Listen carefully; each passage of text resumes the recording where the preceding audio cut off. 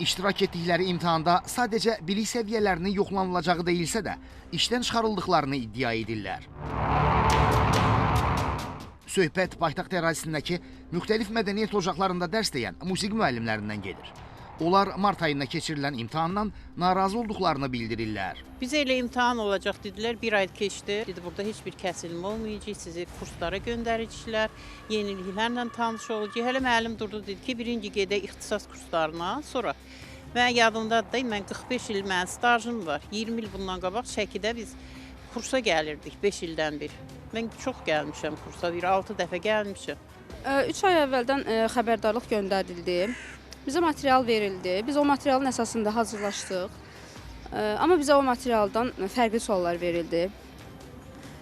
Və ondan da əlavə bizim cavab verdiyimiz suallara orada cavablandırmadı deyə bir şey yazılıb. Mən bundan razı deyiləm. Mən cavablandırmışam. Orada məndəki aktda yazılıb ki, tutduğu vəzifəyə uyğun deyil. Nəyə görə? Mən ona razı deyiləm. İndi isə müəllimlər ikinci imtahan üçün şans istəyirlər. Nazirliyə müraciət edirəm, xahiş edirik müəllimlər arasında. Ola bilər çaşan olsun, ola bilər stres keçdən olsun. Yəni əksər kəsilən müəllimlər hamı savadlı müəllimlərdir. Stressdən ola bilər, itiriblər, cavab verə bilməyiblər. Mən xahiş edirəm, ikinci dəfə şans verilsin, ixtisas artırmalar olsun, müəllimləri işdən çıxartma olmasın. Mesajlar gəlib ki, kəsilən müəllimlər xitam veriləcək, işdən çıxarılacaq. Hansı qanunla? İlin ortasında imtahan olarmı? İlin ortasında kəsilmə olarmı?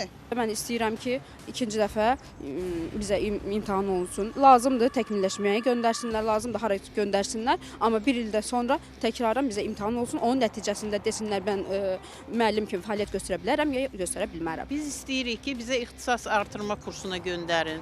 Kəsilmək, məktəbdən çıxarmaq olmasın. Mən 63 yaşım var. Məsələ ilə bağlı Mədəniyyət Nazirliyi ilə əlaqə saxladıq. Bildirildi ki, attestasiya prosesi Əmək Məcəlləsinə və Nazirlər Kabinetinin təsdiq etdiyi qaydalara əsasən aparılır.